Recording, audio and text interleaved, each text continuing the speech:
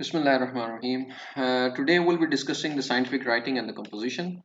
In our last session, we have discussed about the organization of the paper or the scientific document, in which we have discussed how you can arrange your sections and within the each section how you can arrange your paragraphs. This particular lecture will be based on the scientific writing and the composition. That is how you can organize your content in a scientific way. Okay, before moving on, there is a bit of things that will be recalled from the previous lecture, and there will be few of them will be new knowledge for you. Uh, Document section is the paragraphs, as already explained, that while writing a scientific document, you need to organize your sections in a systematic way. Um, uh, you need to arrange uh, based on your requirements because there is one default sections that is actually most of the paper they are based on that default pattern in which first comes your title, then you write your abstract, then you have your key terms or then you have your introduction section, then there comes your contribution section in which you describe your model, then you have your experiments, uh, then you draw a conclusion, and then the references part come. So this is the default pattern of the sections that usually which are organized. But this can be a specific with respect to a conference of the journal as well. Based on their requirement, you can alter uh, the section order. Usually while writing it, you need to know or you need to keep this thing in your mind that your prior knowledge it should come before, while your specific knowledge should come in the later sections. For example, the introduction should always be your first section after the abstract. And then your actual contribution part should come, because you cannot start with the writing your contribution and then afterward there goes your section, that is the introduction. With this it will be difficult for the reader to understand your uh, the content or your model, because in the introduction part you elaborate or you introduce the area and the problem and the each and everything in the introduction. Once the reader reads about the introduction, then he gets the whole overview of your the problem scenario and about the related area. Because while writing, you keep this in mind that you're writing for a new user who do not have any specific knowledge about the area or the problem. Keeping this thing in mind, and then you write your scientific document. This is very important. Uh, so you can arrange your sections based on the requirements set by the journal or the conference. Once you have arranged your sections, then there becomes your paragraphs. I have already explained in more detail how you can organize your paragraphs, but the important thing to mention here is that you should be organizing your paragraphs in a systematic way, because each and every sentence is basically sets a background for your next sentence. All of your sentences, I mean the subsequent sentence, it is based on your previous sentence, and you never ever start with a new knowledge which has not been explained earlier in your earlier part of your paragraph or the sections. So that is important tip that you keep in your mind. Okay, while writing your paragraphs, um, you write down the generic information. For example, you're working on the social networks or the privacy issues in the social networks. So your first paragraph should be about the social networks, what they are, how the people interact within the social networks. And as already explained, your whole paragraph actually it is based on a specific topic. For example, in the introduction, your first paragraph should be about explaining the area in which you are working on. Because right in the beginning, if you start talking about your problem and without discussing the area, that is actually not the scientific way of writing. First, you need to explain the area, then what are the problems within the area, and then there comes who are the researchers they are currently working on within the problem of that area, and then you explain your own solutions. Once you will write it in that systematic way, it will be easy for the reader to understand what you want to do and uh, what you are going to work on. That is very important. But here in this second, I have explained all of these things in my previous lecture. But here the main focus is with respect to the content, how you can organize your content. Um, with, that is actually the scientific writing or the composition of your content. Okay, each next sentence must be related or continued from the previous sentence. Uh, this thing I have already explained, but how you can do it, we'll discuss it right now. Because while discussing the social networks, first you explain what is the social networks. Then, while writing the next sentence, you should be actually uh, creating a link between the previous sentence and the next sentence, and you can do it through some joiners here, as you can see right here.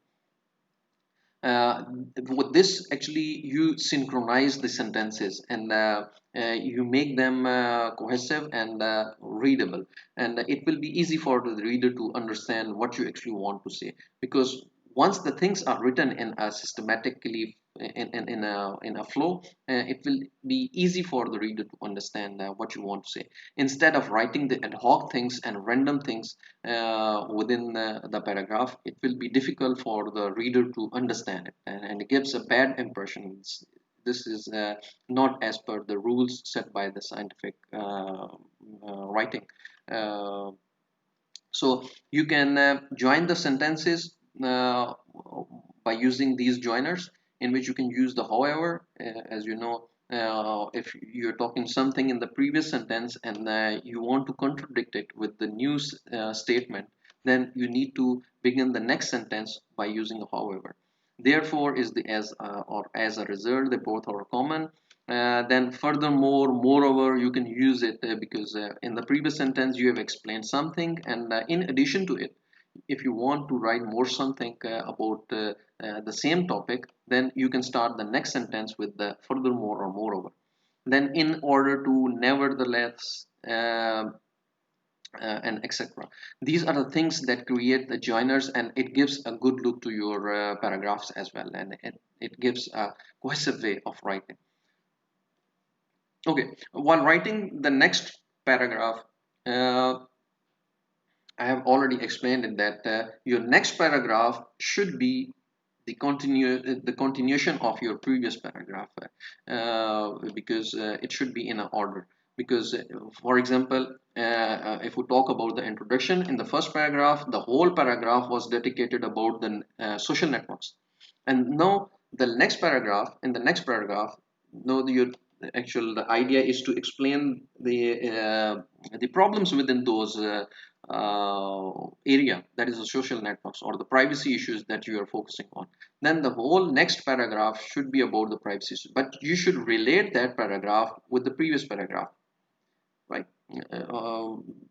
You can do it, for example, if you're talking about the privacy issues, in the previous sentence you have said that the people share their photos, videos, and such kind of the resources over the social networks.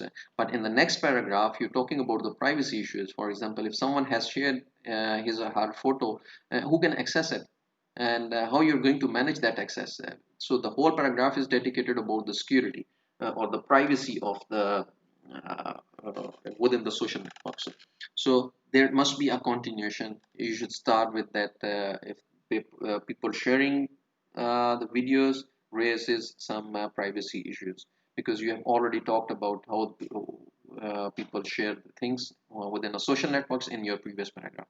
Okay, the important tip here is never mention any new terms of the knowledge that have not been discussed in the previous paragraphs and sentences.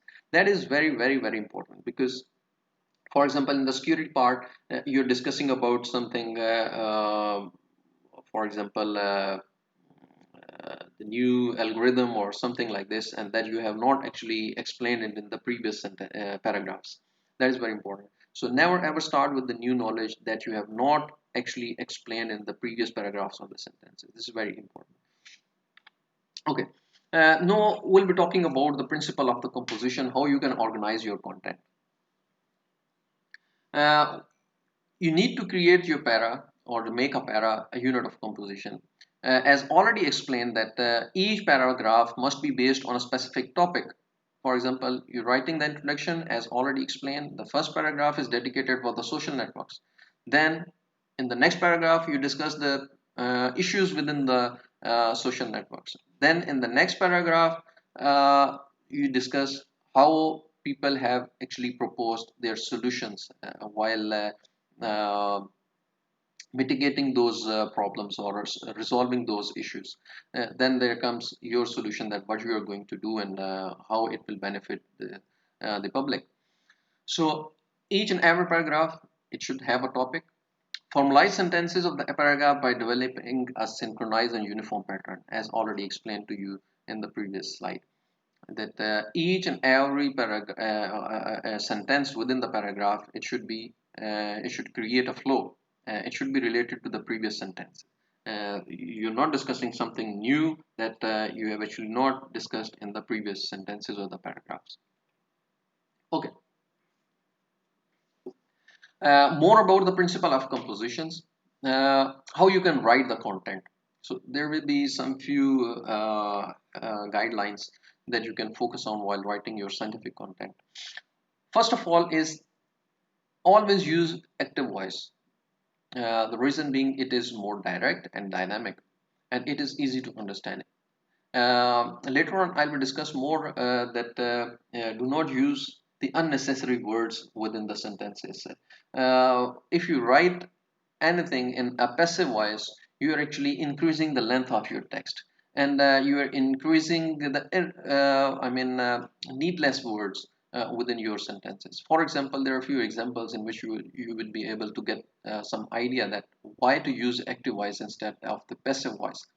For example, in the first one, uh, I shall always remember my first visit to Boston. This is more appropriate. I shall always remember my first visit to Boston. Instead, if someone writes, my first visit to Boston will always be remembered by me, you're lost. You won't be able to get the actual content out of it because there are too many words or the needless words here. So if you focus on using your active voice, it is more appropriate and it is easy to understand as well, right? And instead, if it is the passive voice, you have your thought and you have your say, but you're using a lot of needless words, and it is difficult or to understand what you actually want to say. The next one is another example. It was forbidden to export gold, or there can be the export of gold was prohibited, right? This is more appropriate. Instead, you write a gold was not allowed to be exported. It's inappropriate. So avoid using the passive voices. But if uh, there is a need for it, then you can use it. It's not completely prohibited, but it is inappropriate to write.